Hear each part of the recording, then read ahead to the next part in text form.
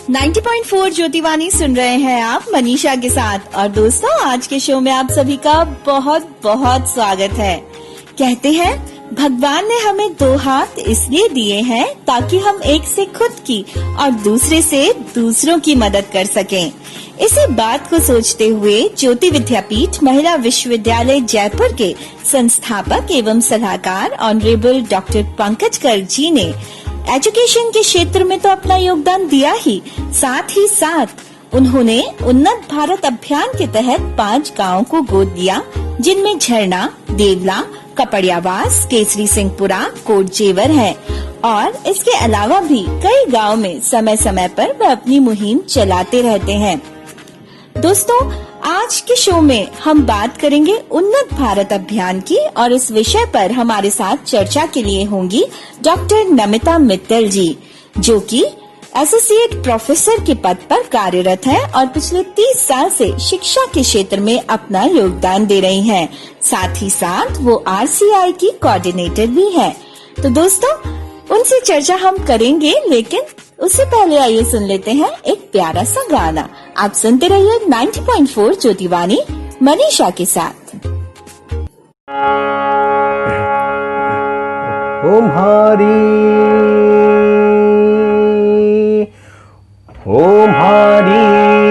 घूमर छै नखराली माँ। ओम हरि घूमर छै नखराली माँ। घूमर रमवा में जाशा हो रजरी। घूमर रमवा में जाशा। ओम हरि घूमर छै नखराली माँ। ओम हरि घूमर छै नखराली माँ। घूमर रमवा में जाशा हो रजरी। घूमर रमवा में जाशा। ओम्हाने रमतान काजल टीकी ल्या द्यो माँ। ओम्हाने रमतान काजल टीकी ल्या द्यो माँ। घूमर रमवा में जाशा हो रजरी। घूमर रमवा में जाशा। ओम्हाने रमतान लाडूडो ल्या द्यो माँ। ओम्हाने रमतान लाडूडो ल्या द्यो माँ। घूमर रमवा में जाशा हो रजरी। घूमर रमवा में जाशा। ओम्हारी रमतारी ड्योडी पायल बाजे माँ। ओम्हारी रमतारी ड्योडी पायल बाजे माँ। घूमर रमवा में जाशा हो रजरी। घूमर रमवा में जाशा। घेरदार घाघरो घुमेरदार ओढ़नी। घेरदार घाघरो घुमेरदार ओढ़नी। केसर की सिक्यारी खेल रही माँ। घूमर रमवा में जाशा हो रजरी। घूमर रमवा में जाशा। ओम्हाने राठौड़ारी बोली प्यारी लागे माँ। ओम्हाने राठौड़ा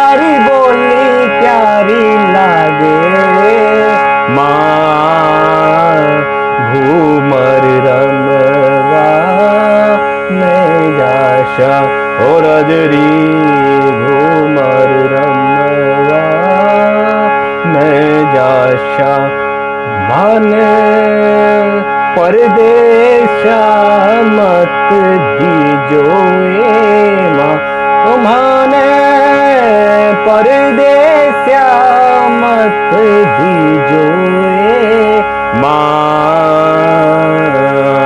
घूमर रमवा में जाशा ओ रजरी घूमर रमवा में जाशा ओ रजरी घूमर रमवा में जाशा ओ रजरी घूमर रमवा में जाशा।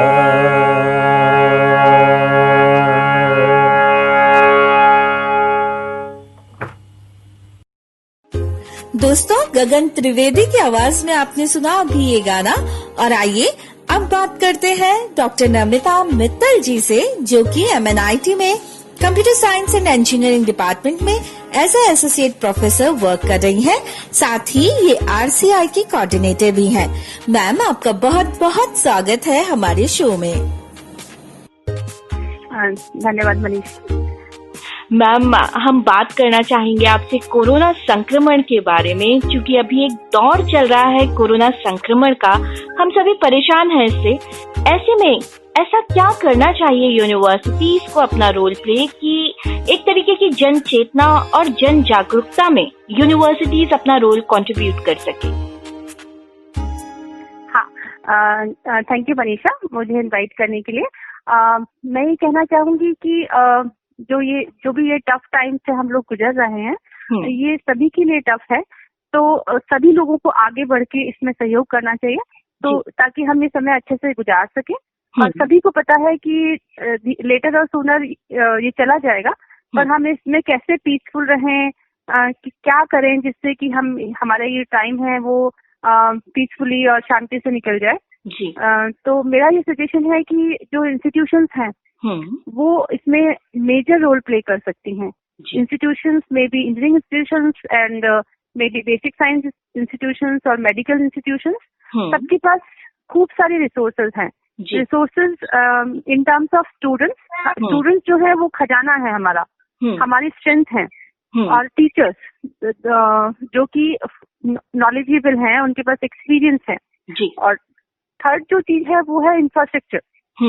इंस्टीट्यूशंस के पास बहुत इंफ्रास्ट्रक्चर है, स्पेस है और रिसोर्सेज हैं। तो हम इन सबको इकट्ठा करके हम आगे बढ़ सकते हैं इस पेंडेमिक से। पेंडेमिक के दौरान हम कुछ अच्छा लोगों के लिए कर सकते हैं। वो किस तरह से कि हम टेक्नोलॉजी के थ्रू हम अवेयरनेस क्रिएट कर सकते हैं, टेक्नोलॉजी के थ्रू हम उनसे बात कर सकते हैं। जो मेजर प्रॉब्लम है वो है स्ट्रेस, तनाव। तो तनाव को दूर करने के लिए मेरा पर्सनल ओपिनियन है कि लोगों से बात करो, उनको शेयर करो, उनको केयर करो उनकी। तो हम ऑफलाइन तो नहीं कर सकते, हम 1-to-1 तो मीट नहीं कर सकते इन जनरल, कभी कभी कर भी सकते हैं, पर ऑनलाइन तो हमेशा हम अवेलेबल होते हैं। तो हम उनको हेल्प कर सकते हैं कि आप किस तरह से किस दौर से गुजर रहे हैं और कैसे इसका सॉल्यूशन दे सकते हैं। तो जैसे कि हमने इंस्टीट्यूशंस में मैं एक उन्नत भारत अभियान से जुड़ी हुई हूँ। मेरे साथ 50 इंस्टीट्यूशंस हैं जो कि जुड़े हुए हैं राजस्थान के। तो हम सब ने मिलके काफी सारे हमने ऑनलाइन प्लेटफॉर्म के थ्रू काफी सारे लोगों से बातचीत की है, उनको संदेश भेजा है, उनसे डिस्कस किया है। एक एग्जाम्पल जैसे मैं लेना चाहूंगी कि घरेलू वायलेंस, घरेलू हिंसा वाले काफी सारे केसेस रिपोर्टेड हुए थे। तो उसमें हमने उन्हें उस पर्टिकुलर फीमेल से या किसी के साथ जिसके साथ भी हुआ उससे बात की, उन तक पहुंचे हम ऑनलाइन के थ्रू और उनको कंसोल किया, उनको समझा उनकी कहानी क्या है और उनको सॉल्यूशंस बताए।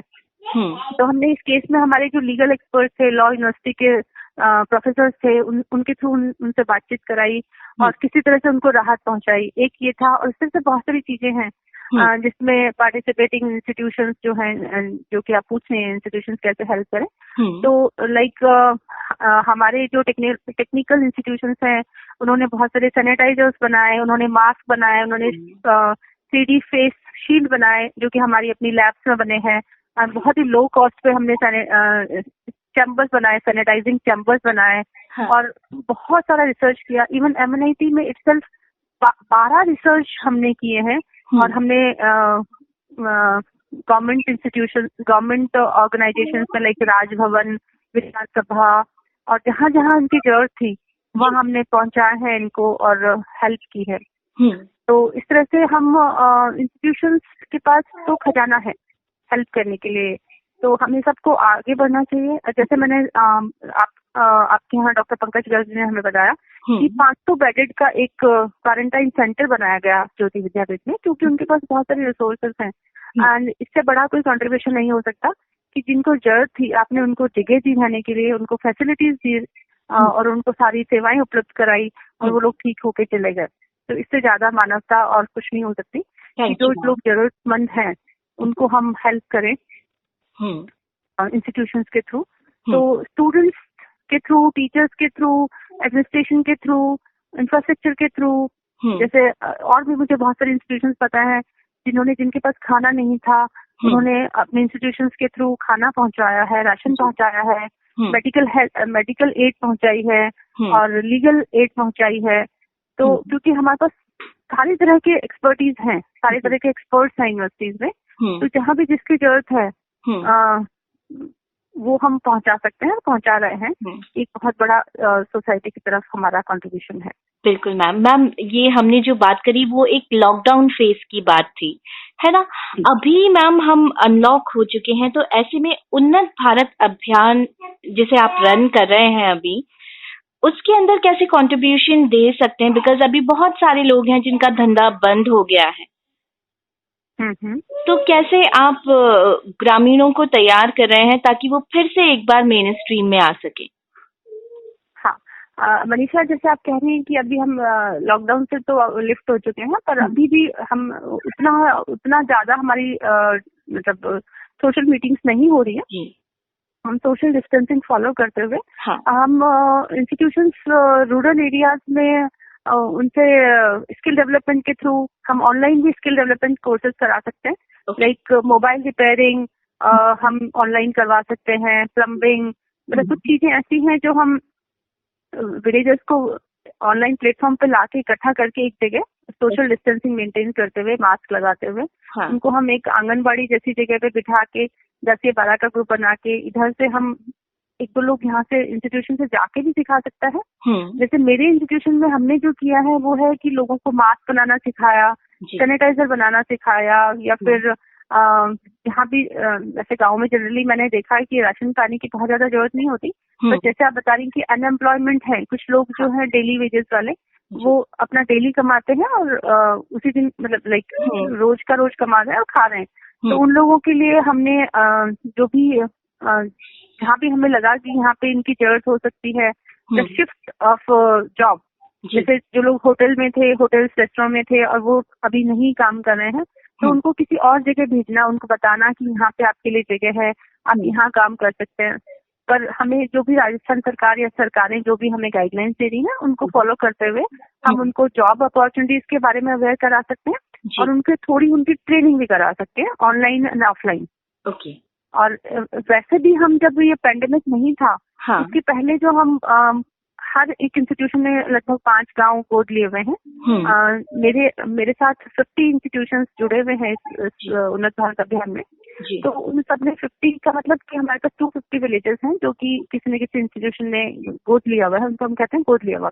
तो उसका मतलब कि हम वहाँ जाते हैं, उनका सबसे पहले बेसिक सर्वे करते हैं कि उनके साथ क्या इश्यूज हैं, किस चीज की कमी है, मतलब क्या हम इंटरवीन कर सकते हैं टेक्निकल पर्सन होने के लिए। क्योंकि टेक्नोलॉजी जो है वही हमारा मेन चीज है हमारे पास जो हम दे सकते हैं। क्योंकि हमारे पास हम ऐसे गवर्नमेंट ने हमें ये नहीं बोला कि आप जाके किसी को मनी से हेल्प कर दो, क्योंकि एक बार मनी देने का मतलब वो एक ही बार है। जबकि किसी को हम अगर स्किलफुल बना दें, डेवलप कर दें, तो वो पूरी जिंदगी के लिए उसके पास पैसा आ जाएगा, वो अर्न कर सकता है। तो ये अपने प्रधानमंत्री जी मोदी जी का विजन है कि गांव को उन्नत करना है थ्रू स्किल डेवलपमेंट, उनको रोजगार दिलाना है, उनका जो अनएम्प्लॉयमेंट है वो खत्म करना है। तो हम कैसे कर सकते हैं ये? हम कर सकते हैं एम्प्लॉयमेंट के थ्रू। एम्प्लॉयमेंट के लिए हमें जरूरी है कि उनको स्किलफुल बनाना, उनको डेवलप करना, आत्मनिर्भर बनाना। मैम, ये जो वोकेशनल ट्रेनिंग्स आप दे रहे हैं उसका कोई सर्टिफिकेशन कोर्सेज होते हैं या उनको कोई डिप्लोमा डिग्री मिलती है? मतलब किस तरीके से ये चलते हैं? 3 महीने के कोर्स हैं या 6 महीने के कोर्स हैं? मतलब कैसे इनका एग्जीक्यूशन होता है? ये सारे जो कोर्सेज हैं वो सारे राजस्थान गवर्नमेंट के पहले से स्कीम्स ऑलरेडी हैं। हाँ, जैसे एक RSCID है कंप्यूटर वाला। हाँ, इसी तरह से बहुत सारे ऐसी चीजें हैं जहाँ पे ये कोर्सेज होते हैं। स्किल यूनिवर्सिटीज भी हैं अपने यहाँ जी। वो सारी चीजें ये करवाते हैं। हाँ, हम अपनी जो उन्नत भारत में हमारी जो इंस्टीट्यूशंस हैं हाँ, वो अगर सपोज मैं MNIT में बुला के 15 डेज का कोई कोर्स कराती हूँ या 1 महीने का कोई कोर्स कराती हूँ जी, तो 2 तरीके से हम करवाते हैं। या तो हम लोग वहाँ जाते हैं लोकेशन पे या फिर हम उनको यहाँ बुलाते हैं। जी, उनको अपने यहाँ बुलाने का मतलब कि ऐसी कोई लैब्स हैं जो हम वहाँ पे नहीं ले जा सकते। वर्कशॉप्स हैं, मैकेनिकल वर्कशॉप्स होती हैं, कंप्यूटर लैब्स होती हैं। वो दिखाना भी चाहते हैं उनको कि MNIT है, ये ज्योति विद्यापीठ है, ये बनस्पति विद्यापीठ है। तो आप आके देखो, फील करो, तो ताकि वहाँ के जो बच्चे हैं उनके बीच में एक इच्छा होती है कि हम यहाँ जाके पढ़ें। कई बच्चों को तो मैंने देखा उनको पता ही नहीं है कि साइंस क्या होता है, सब्जेक्ट क्या होता है, कॉमर्स क्या होता है, साइंस में क्यों जाना चाहिए, इंजीनियरिंग कॉलेज क्या होता है, मैं यहाँ पे क्या बन जाऊंगा। ये बहुत बड़ी एक इच्छा हम जाके उनको दिखाते हैं। ये सारी अपॉर्चुनिटीज हैं आपकी लाइफ में। आप इस तरह से आगे बढ़ेंगे तो यहाँ पहुंच सकते हैं, इस तरह से आगे बढ़ेंगे तो यहाँ पहुंच सकते हैं। इसको हम करियर गाइडेंस के नाम पे बोलते हैं। और हम चार्ट्स के थ्रू और उनके जितने भी चैनल्स हैं उनके थ्रू हम उनको अवेयर कराते हैं। साइंस के बारे में उनकी इच्छा जागृत कराते हैं साइंस फिजिक्स के थ्रू। तो ये सारी चीजें हैं जिनसे हम किसी न किसी तरह से उनसे जुड़े हुए हैं पहले, पेंडेमिक से पहले। और जैसे कि आप कह रही हैं कि अभी पेंडेमिक चला गया है तो अब उनको हम कैसे जुड़े रहें, तो वही है, हम वेट कर रहे हैं कि कैसे वापस हमारे स्टूडेंट्स गांव में जाके पढ़ा सकें, क्योंकि हम रूटीन बेसिस पे करते हैं।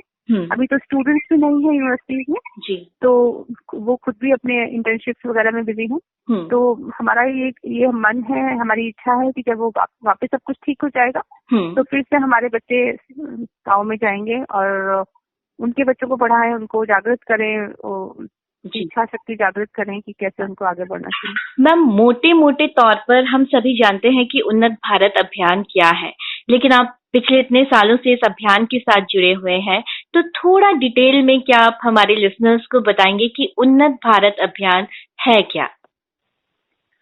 उन्नत भारत अभियान अपने ऑनरेबल प्राइम मिनिस्टर जी मोदी जी का मैंडेट है।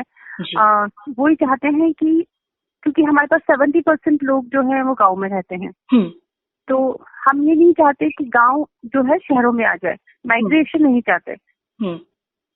मोदी जी चाहते हैं, अपने प्राइम मिनिस्टर जी चाहते हैं कि जो शहर है वो शहर को शहर क्यों कहते हैं कि वहाँ सुविधाएं बहुत ज्यादा है, टेक्नोलॉजी है, तो हम उस टेक्नोलॉजी को गाँव में पहुँचा पाए जी।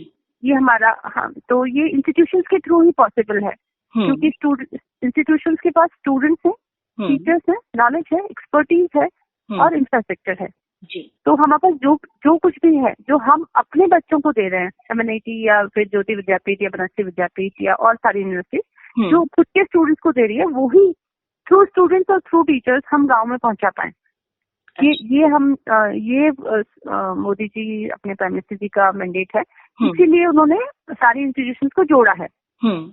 अब उस केस में ये किया है कि हर इंस्टीट्यूशन जो इसमें पार्टिसिपेट करती है उन्नत भारत में, उसको हम कहते हैं कि आप 5 गाँव को जो नियर बाय हैं, जो आपकी आसपास के हैं, जहाँ के आपके बच्चे आराम से पहुंच सकते हैं, उनको आप गाँव को गोद लीजिए जी। वहाँ पे जाके सर्वे करिए और देखिए इश्यूज क्या हैं।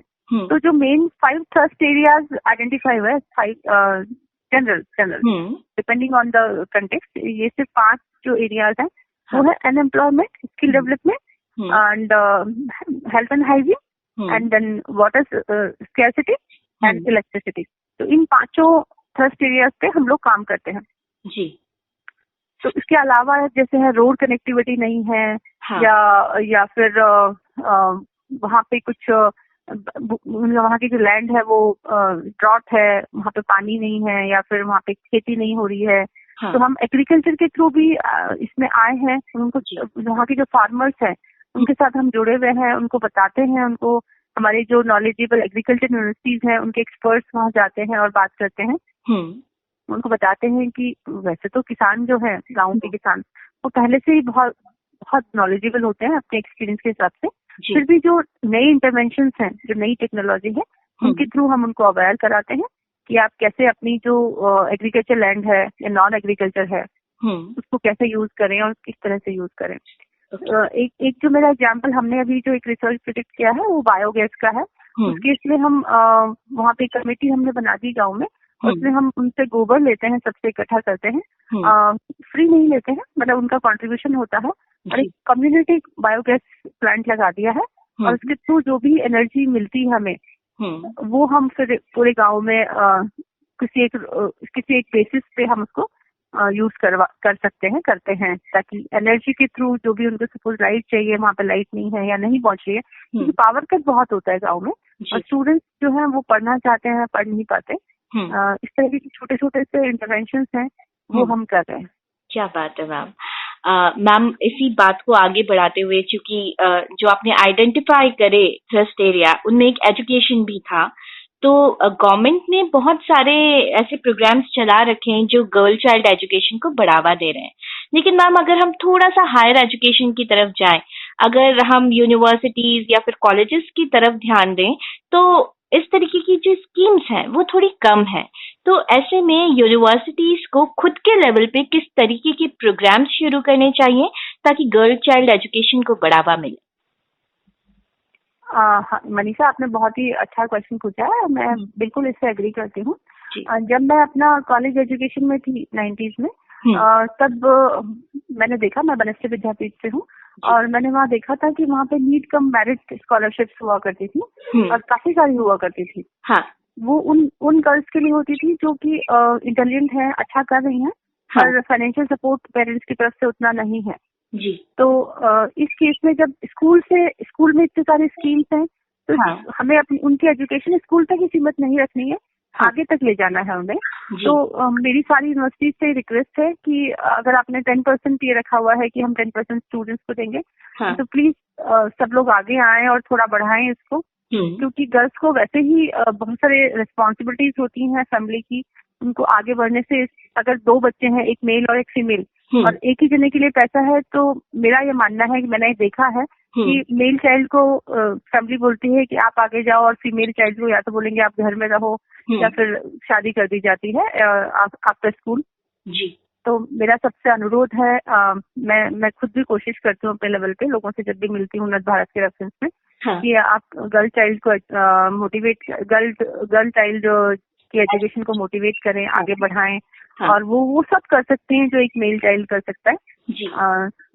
तो ये मैं सबसे रिक्वेस्ट करना चाहूंगी, और अब मैं और ध्यान रखूंगी, जब भी किसी से मिलूंगी तो ये उनसे इंसिस्ट करूंगी, मेक श्योर कि वो कुछ और अच्छा करें इसमें। जी मैम, एक छोटा सा पर्सनल क्वेश्चन आपसे पूछना चाहेंगे, क्योंकि आपकी खुद की डॉटर IIT मुंबई से पास आउट है, IAS है, तो किस तरीके से एक माँ का रोल होता है अपनी बेटी को आगे बढ़ाने में? मैं ये कहना चाहूंगी कि माँ का रोल तो होता ही है, पूरी फैमिली का रोल होता है जी। उसमें पिता का भी उतना ही रोल होता है जितना माता का होता है। तो दोनों को ही, मतलब ये इर्रेस्पेक्टिव ऑफ कि ये बच्चा जो है, ये गर्ल है या बॉय है, हमें फुल सपोर्ट देना चाहिए। क्योंकि मेरे 2 बच्चे हैं, दोनों ही IIT बॉम्बे से हैं, तो हमने कभी कोई डिफरेंस नहीं किया, ये नहीं समझा ही नहीं कि ये गर्ल है या बॉय है। हम जैसे बच्चे की इच्छा होती है, पेरेंट्स को सुनना चाहिए कि वो अंदर से क्या चाहते हैं। अगर एक क्लैरिटी आ जाती है बच्चे को, अगर क्लैरिटी नहीं है तो मदर फादर का ही रोल है, माता पिता जी का ही रोल है कि उनको वो सारी गाइडलाइंस दे, कि जैसे हम करियर गाइडेंस दूसरे बच्चों के लिए करते हैं जाके, तो अपने बच्चों को भी सारे ऑप्शंस दिखाएं कि आप लॉ में भी जा सकते हो, आप मेडिकल में जा सकते हो, आप इंजीनियरिंग में जा सकते हो, आप IAS बन सकते हो, आप IAS बन सकते हो, और आपको कोई भी चीज अचीव करने के लिए इतनी मेहनत तो करनी पड़ेगी।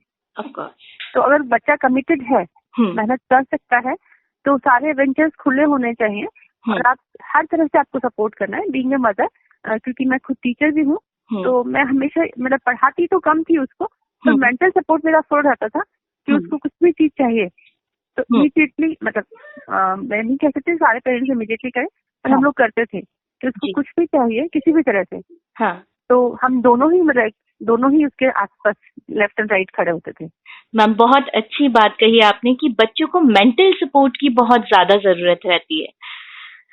मैम बात को आगे बढ़ाते हुए ये मैं बताना चाहूंगी कि ज्योति विद्यापीठ महिला विश्वविद्यालय ने शिक्षा के साथ साथ जनहित कार्यों में भी अपना सहयोग दिया है और यूनिवर्सिटी द्वारा वृद्धाश्रम चलाया जा रहा है, बंजर भूमि को लीज पे लिया जा रहा है, साथ ही आसपास के ग्रामीण जनों को रोजगार के अवसर भी प्रदान किए जा रहे हैं।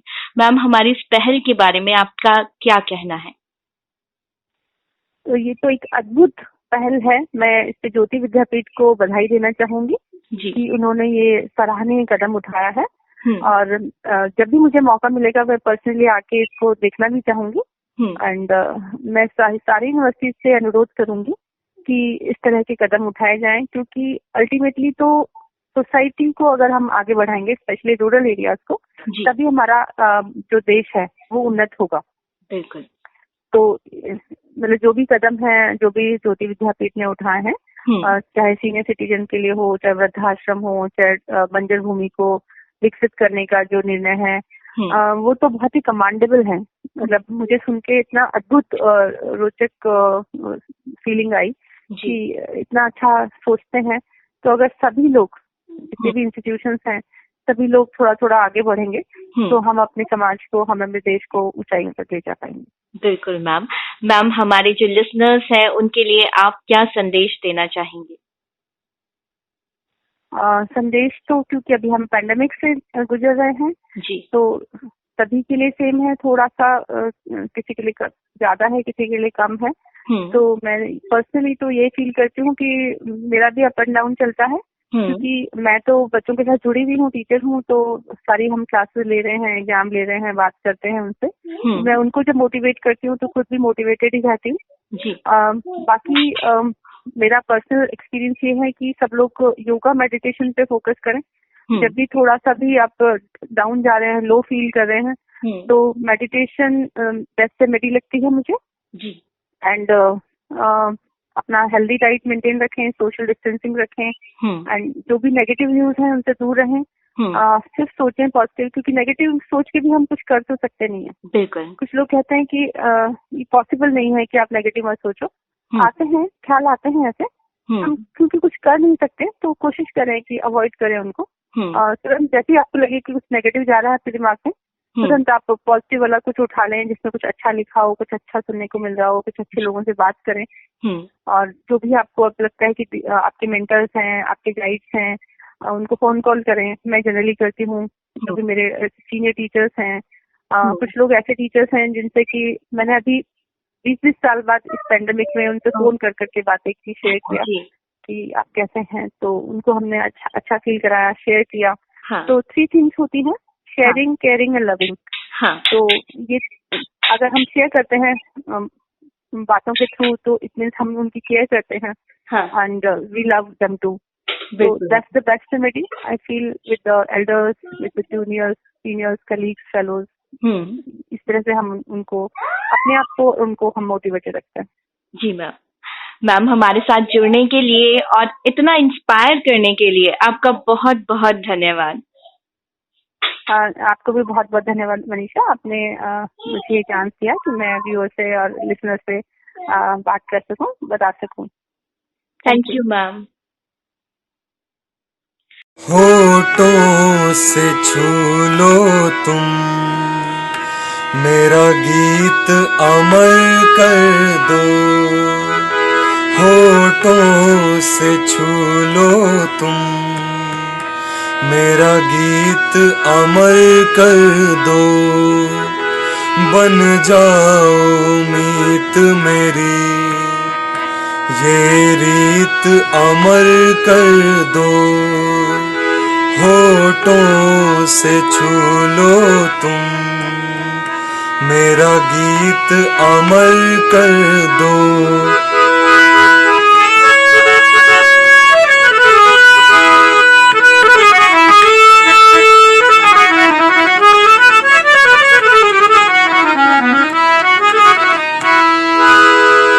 जग ने छीना मुझसे मुझे जोग लगा प्यारा, जग ने छीना मुझसे मुझे जो भी लगा प्यारा, सब जीत किए मुझसे मैं हरदम ही हारा। तुम हार के दिल अपना मेरी जीत अमर कर दो। तुम हार के दिल अपना मेरी जीत अमर कर दो। होठों से छू लो तुम मेरा गीत अमर कर दो। बन जाओ मीत मेरी रीत अमर कर दो। होठों से छू लो तुम मेरा गीत अमर कर दो। 90.4 ज्योतिवाणी सुन रहे हैं आप मनीषा के साथ। और दोस्तों, अब वक्त हो चला है आपसे अलविदा कहने का। लेकिन जाने से पहले आप सभी के लिए एक महत्वपूर्ण जानकारी। आप प्ले स्टोर पर जाकर जेवी रेडियो भी डाउनलोड कर सकते हैं और वहां पर मेरा प्रोग्राम में आपको हम सभी एक प्लेटफॉर्म देना चाहेंगे जहां पर आप अपना गाना या अपनी माइम या फिर अपनी कविताएं भी अपलोड कर सकते हैं। हमें आपके द्वारा भेजे गए सॉन्ग्स, माइम या फिर पोयम का इंतजार रहेगा। फिलहाल मुझे दीजिए इजाजत। नमस्कार।